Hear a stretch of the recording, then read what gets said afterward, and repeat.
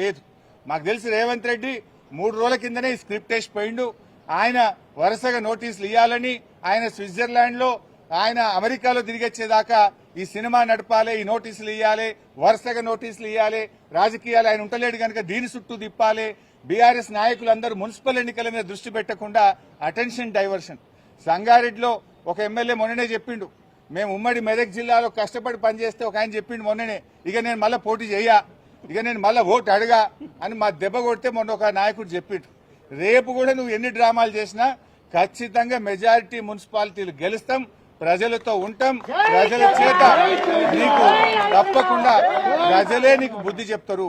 మేము మాట్లాడుతున్నది నీ అవినీతి మీద బయట పెట్టినాం, దాని మీద సమాధానం చెప్పు. నీ 6 గ్యారెంటీల గురించి అడుగుతున్నాం, దాని మీద సమాధానం చెప్పు.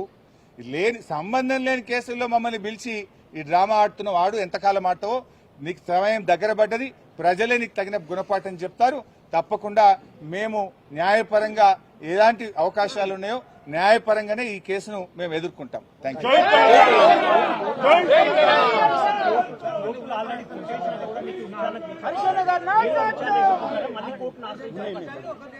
వాళ్ళు ఏం మాట్లాడతారో ఏం చెప్తారో ఇవాళ చూసిన తర్వాత నేను న్యాయవాదులతో చర్చించి తగిన నిర్ణయం తీసుకుంటాను.